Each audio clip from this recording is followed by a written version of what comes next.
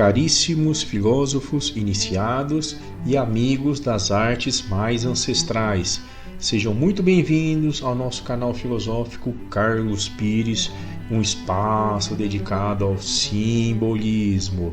E hoje, na ordem do dia, falaremos sobre uma questão extremamente prática, relevante e terrível.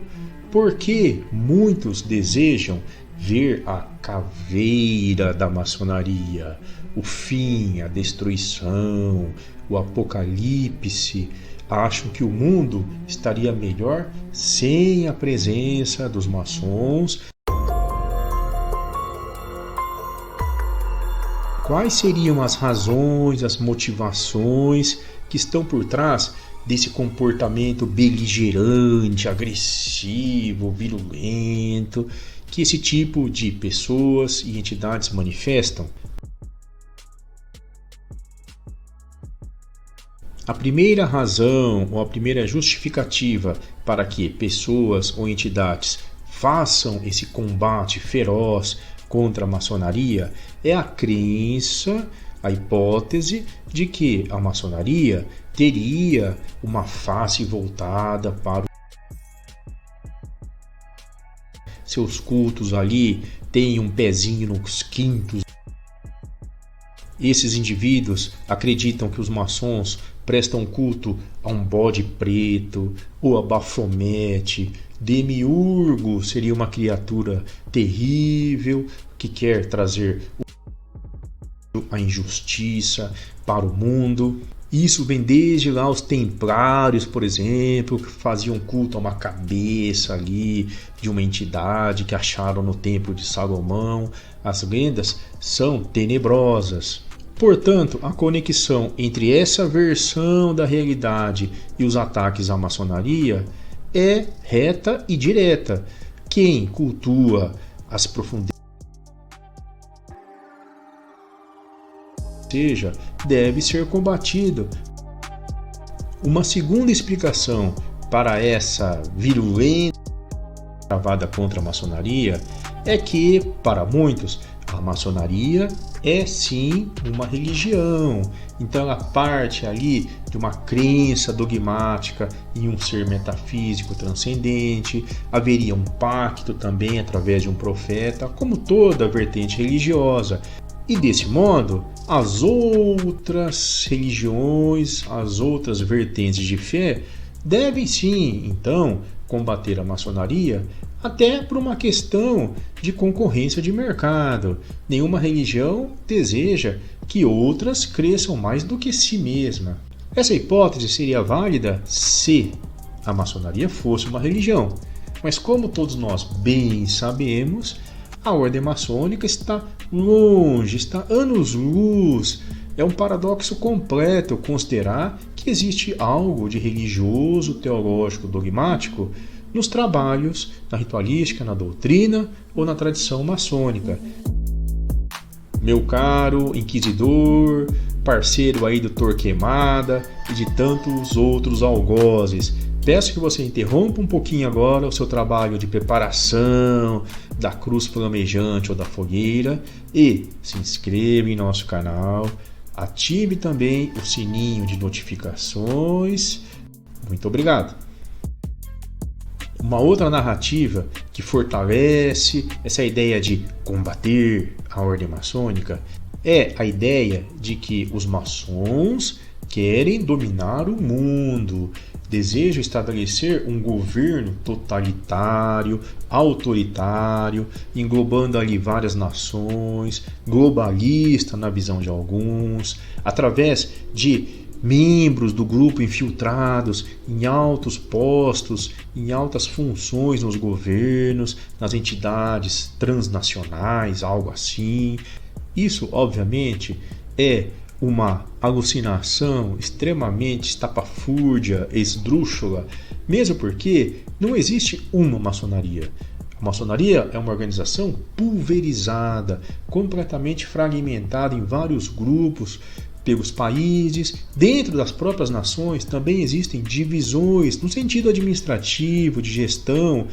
É inviável, portanto, que haja um projeto único, seja em relação a uma forma de poder ou mesmo em relação a qualquer forma de ideologia, de dominação.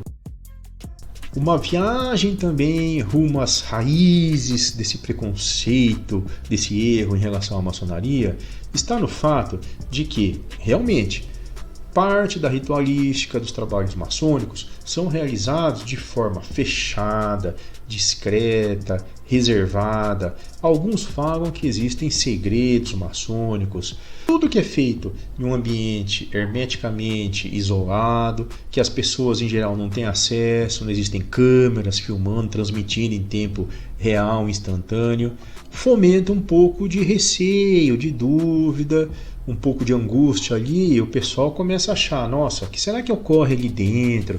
Será que eles estão ali realizando alguns rituais esquisitos, como a gente via naqueles filmes antigos de terror, de bruxas com caldeirão?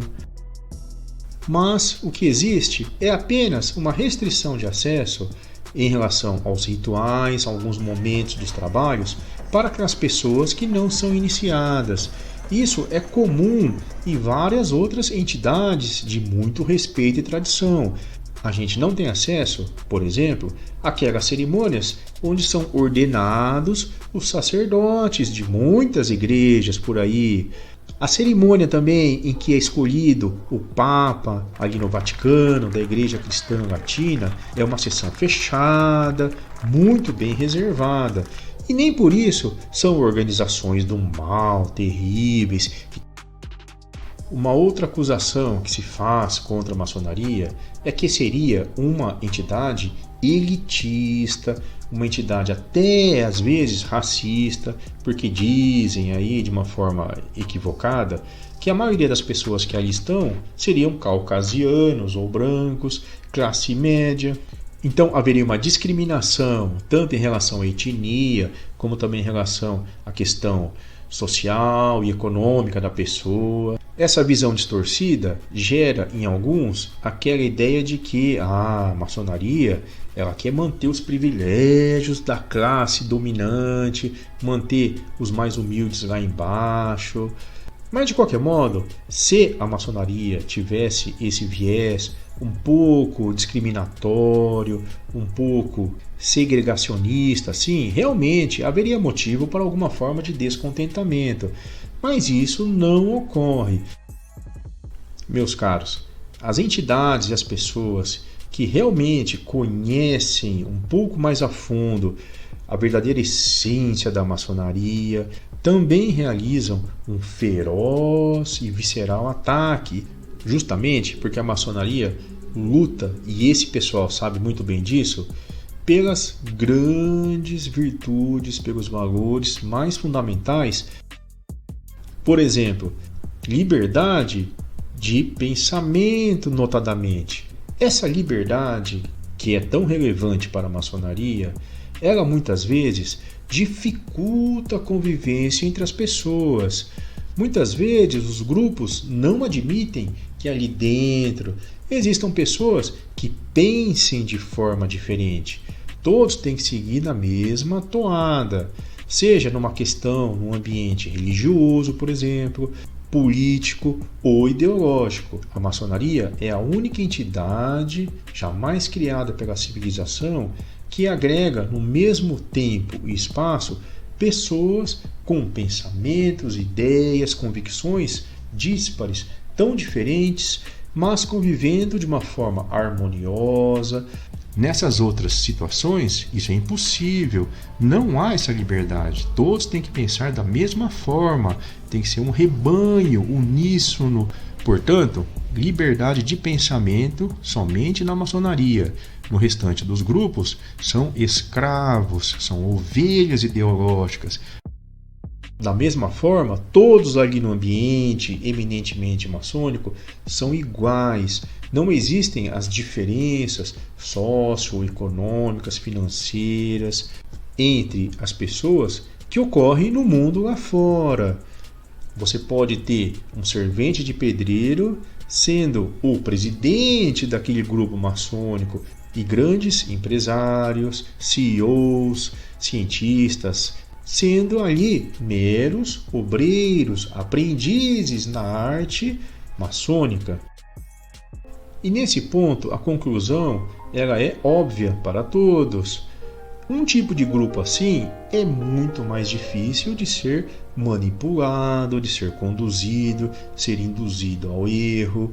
Esse ethos, essa forma de encarar o mundo, a vida, a relação entre as pessoas, não é interessante, não é conveniente àqueles grupos que visam exatamente o contrário disso, que as pessoas permaneçam desunidas, desagregadas, combatendo uma a outra em tribos, em gangues.